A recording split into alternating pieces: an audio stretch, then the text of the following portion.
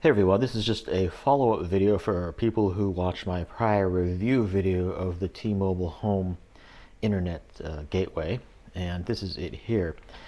I was actually skeptical of this, but this has actually made my speeds more fast and more stable in general, and this is adding a fan to it.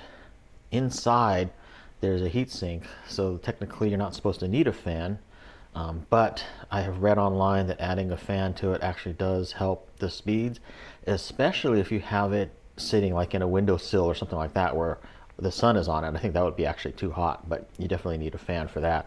So what I did is I got this little $10 or $11 fan, which you can kind of see right here underneath it, and it just sort of sits under there. I'll post a link to this fan. It's an 80 millimeter fan. It fits really nicely, as you can see under there, and it has vibration dampening feet on it as well. So, it's good in that respect. The gateway can just, sit on there.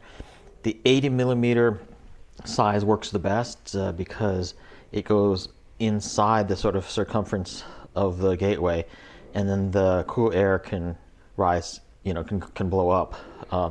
Whereas if you get a larger fan, like 120 millimeter, then some of the air is blowing, out the outside of the cylinder. The other thing I did here is, as you can see here, this little piece here is something I made out of some tool chest liner, and I just cut a strip of it and taped it together. It's just a little strip that covers this area here, because this is the bottom, this is the base of the gateway right here, and there's a little gap here. So air can actually kind of escape from the fan. Air from the fan can actually escape through there. So you kind of want to cover that up. You don't have to. It works. The fan works fine without this, but it's just a little bit more efficient with this on there, and it kind of covers that air gap there. It's just a little band. So you can make it out of, I don't know, rubber if you want, fabric, anything that you kind of have around the house that you can cut. Even cardboard or tape or paper would probably even work. You just want to make sure it's the right, circumference to fit over there, and you just want to make like a little band, and it fits over there. So that covers that area, and then more of the air can go up, out the top, can blow up out the top. So I was seeing up to 125 degrees Fahrenheit, when measuring right here at the top before fan, and then after adding the fan, I'm seeing only about 102 or something like that. So it definitely cools it down about 20 degrees. And I only have the fan on low. The fan actually has 3 speeds. It's a USB fan here. So you can kind of see the control here. It has 3 speeds. It's on low right now. I just keep it on low all the time. Although you could run it on medium or high if you want. And it's a USB fan, and it plugs in right into the back of the gateway.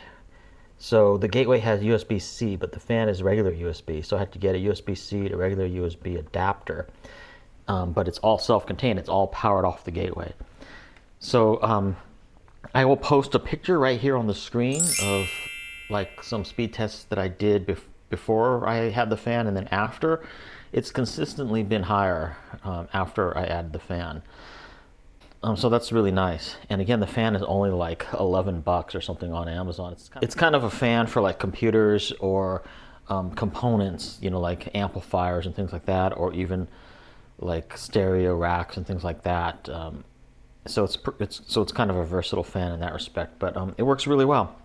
And again, I was pretty skeptical at first, but it turns out that it works really, really well. The only negative is, of course, you're going to get more dust into your gateway over time. So maybe every year or two, you might want to unplug everything and then blow out dust, from inside, because the fan is probably going to impel dust into there.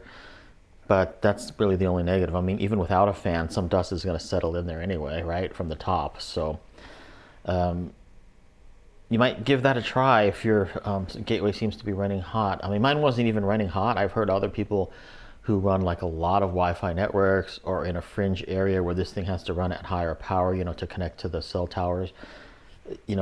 Those people have theirs running much hotter and can benefit more from a fan. I'm actually in a really good area that has very good, strong 5G coverage, and but I still added the fan, and it still made a difference. So that's why I decided to do this video.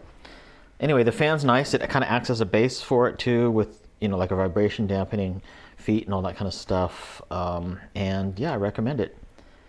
Questions, comments, or feedback, please feel free to leave them. Thanks for watching, and I will see you in my next video.